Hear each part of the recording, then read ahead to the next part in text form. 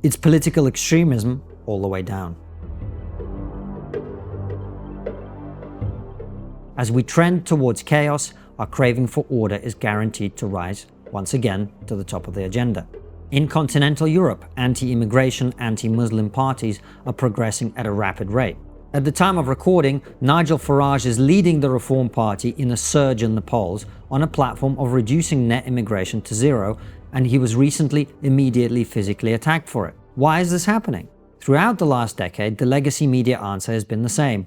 We don't know and we don't care. The rise of anti-immigration sentiment and growing concerns about the Islamification of Europe are seen not as a predictable reaction to unprecedented immigration levels, but as some sort of inexplicable evil emerging once again from the racist underbelly of a deeply suspect body politic. Despite being obviously true and confirmed by both ancient and recent history, the idea that right-wing extremism, the forces of order, is rising as a response to left-wing extremism, the forces of chaos, is outside the bounds of acceptability among the chattering classes. This is largely a product of the fact that left-wing extremism is never actually described as extremism. It is not considered extreme to throw open the borders, resulting in more people coming to Britain in 11 years of the Blair government than came into Britain between the Battle of Hastings in 1066 and 1950. It is not considered extreme to double Sweden's foreign-born population since the turn of the century. It is not considered extreme that this has resulted in Sweden having the highest rate of gang killings in Europe. It is not considered extreme that the governor of the Bank of Sweden was forced to acknowledge in an interview with the Financial Times that the growing crime problem is so serious it risks damaging the country's long-term economic growth. It is not considered extreme that the United States has had over 8 million illegal immigrant encounters under the Biden administration, with over 1.7 million known gotaways, that is illegal immigrants who evaded border patrols, currently residing in the US without proper documentation or being vetted by immigration. It is not considered extreme to introduce overtly sexual content into schools up and down the United States. It is not considered extreme to promote the idea that children are capable of consenting to life-changing surgeries and hormonal interference in their bodies to treat mental disorders. It is not considered extreme to replace pedestrian crossing lights in central London with LGBTQ+ signs. It is not considered extreme to teach several generations of children to hate their country. It is not considered extreme to prosecute and imprison people for making offensive jokes in private WhatsApp messages. It is not considered extreme to put male rapists in female prison. It is not considered extreme to pass speech-restrictive legislation that could result in the police arresting comedians for jokes. What is considered extreme is pointing out that there's a problem with any of this.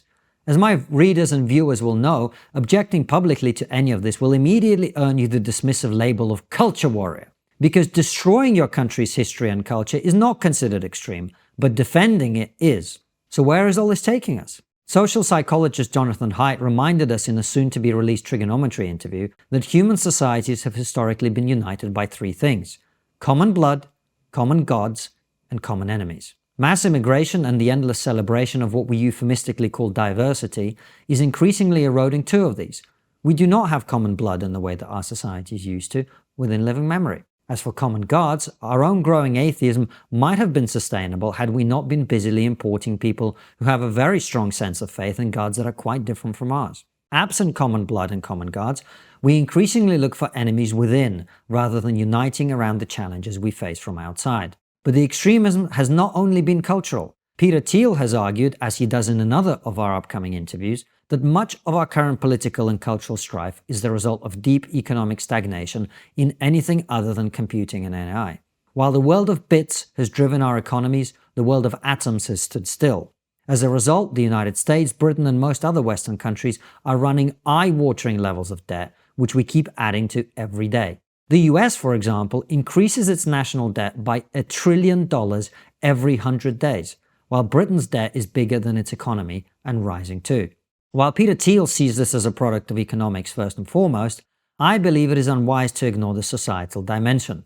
Fundamentally, overspending is a collective action problem, and our failure to deal with it is a reflection of our inability to act in our common interest. Absent common blood and common gods, why would we give of ourselves for our fellow citizens? This is what we mean when we lament the decline of social solidarity. The inevitable product of economic stagnation and social atomization is the allure of Marxism in all its forms. The screams about the rich getting richer, white privilege and so on are not only attempts to divide society, they are also a consequence of it being divided. This will inevitably lead to the emergence of more extreme political movements of both stripes. May you live in interesting times indeed. If you enjoy these videos, you should know that they are available on my Substack weeks, sometimes even months ahead of time. So make sure you head on over there now, click the link and subscribe. As you know, I've been very concerned about the direction our societies are heading in for some time. That's why I'm doing everything I can to protect my family against financial instability, inflation and turmoil. One of the best ways to do this is to invest some of your wealth in gold. Small piece of advice, by the way, if you want to invest in gold without paying capital gains tax, as you do on most other investments, you can buy gold coins like sovereigns. When you sell them, you won't have to pay any capital gains tax, so all the money you earn is yours to keep.